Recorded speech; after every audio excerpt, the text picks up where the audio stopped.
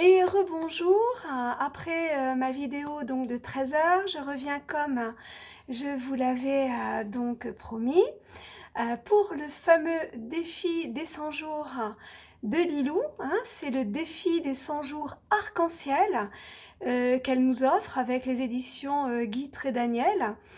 Je vous invite à aller sur mon Facebook. J'ai partagé son introduction hier, donc si vous voulez aller la visionner et participer avec nous. De toute façon, je fais moi aussi des petits podcasts tous les jours pour que nous vivions ensemble, donc avec mon collectif. Et puis bon, bienvenue à tout le monde pour bien travailler un petit peu sur nous, revenir à nous, prendre soin de nous. Voilà, hein, nous sommes des êtres merveilleux, donc nous devons prendre soin de nous et encore plus maintenant. Donc, alors, par rapport aux exercices, l'exercice qui nous avait été donné, je vous le répète, vous pouvez aller voir ma vidéo précédente avec l'image de Ganesh, avec la statue de Ganesh. Là, je vais vous donner vraiment le pratique du pratique. Alors, pour rester présent, vous savez que rester présent, c'est tellement facile de se perdre dans vos pensées, tourner soit vers le passé ou la peur de l'avenir, en ratant, si vous voulez, le pouvoir de l'instant présent, ainsi que la manifestation donc de l'intuition, hein, qui elle cherche à vous guider. Donc, voilà ce que nous devons faire. Il y a 3 exercices qu'on nous a donc suggérés. La première, quand on est, après avoir fait, comme je l'ai dit précédemment dans la vidéo précédente, après les 3 respires, donc pour retrouver le calme en nous, revenir dans notre centre, nous allons éveiller nos 5 sens. Donc nous concentrer sur un paysage, un objet, quoi que ce soit. Et nous allons, pendant ce laps de temps où nous revenons à nous pour être bien présents à nous-mêmes, passer à notre sens auditif, après la vue, hein, après la contemplation. On va passer à notre sens auditif et on va veiller à ne pas retenir notre souffle. On va se mettre à l'écoute de tous les sons environnants. Soyez très très attentifs à ce que vous allez entendre. Et le conseil, c'est de prendre un petit cahier et chaque jour, de noter. Voilà, de noter ce que vous ressentez. Entre nous aussi, n'hésitez pas, hein, on est là tous ensemble, on est 20 000 dans le monde actuellement, donc voilà, partager nos commentaires, nos ressentis, etc. Parce que ça nous aide les uns les autres.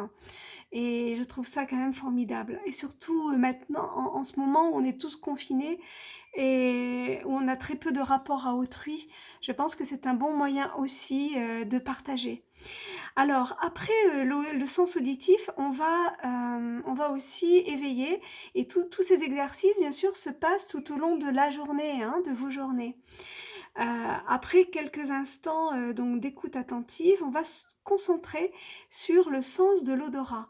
Alors vous allez remarquer des odeurs particulières, comme celle par exemple, par exemple l'infusion du café, par exemple, ou la cuisson de certains aliments. Vous savez, quand ça rissole bien là dans la poêle et qu'on a tous les sucs comme ça, hein, qui remontent, ou, ou encore pour ceux qui sont les plus courageux, les fromages forts, voilà. Donc en fait, et rester vraiment dans cette présence et ressentir vraiment, et noter après, voilà, ce que vous avez vibré à ce moment-là. Après, vous allez passer aussi sur le sens du toucher. Et là, pareil, vous allez remarquer la sensation que va vous procurer la terre sous vos pieds, si vous avez un jardin, si vous avez, si vous êtes au bord de mer, allez marcher dans le sable. Maintenant, il commence à faire bon.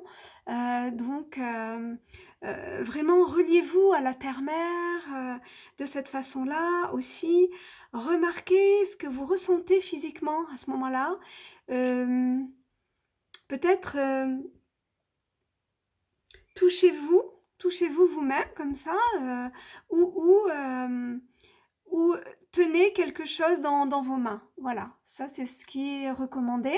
Et là, pareil, ressentez vraiment qu'est-ce qu'il en est, hein, qu'est-ce que vous ressentez quand vous êtes dans cet instant présent.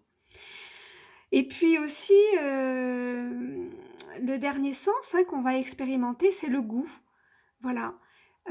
Quel est-il de votre sens du goût? Alors pour ça, eh bien, on travaillera aussi, je pense, après, sur la conscience de la nutrition.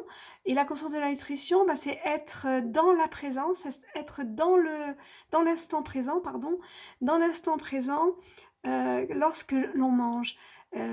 Donc, manger lentement pour bien sentir les aliments. Manger lentement aussi nous aide aussi à garder plus d'énergie, puisque cette énergie ne sera pas dépensée pour la digestion, puisque nous aurons au préalable géré cela en étant présent à notre mastication, présent à ce que nous mangeons, etc. Voilà, et écoutez, pour finir, percevez aussi ce qui émerge de votre intuition. Lorsque vous vous accordez ce laps de temps à être vraiment présent à vous-même. Voilà, écoutez, je vous embrasse fort. Une merveilleuse fin de journée, voilà, pour ce magnifique dimanche. Et on se retrouve à demain à partir de 13h, 13-14h. Ça dépend un petit peu, voilà, quand moi j'ai travaillé, je vous repartage ça en direct avec vous. Voilà, oh, j'ai un beau merle là, je sais pas si vous le voyez sur l'arbre. Je vais essayer, voilà, je sais pas si vous le voyez, le merle. Oh, mon Dieu, je ne suis pas très, voilà. Je sais pas si on le voit. Hop, il s'envolait. Voilà, en tout cas, merci de votre écoute, merci de vos partages. N'hésitez pas à liker, à partager pour qu'il y ait plus de monde qui participe à ce défi des 100 jours. 100 jours pour se retrouver, 100 jours pour prendre soin de soi, 100 jours pour transformer sa vie. Parce que tous ces exercices, toutes ces petites choses qu'on va nous transmettre au fur et à mesure et vous enseigner, eh bien ça va, en tout cas c'est ce que je vous souhaite, vous apporter plus de calme, plus de sérénité, plus de bien-être. Et c'est le but. Voilà, à tout bientôt, à demain. Namasté. C'était Angélique qui vous a accompagné.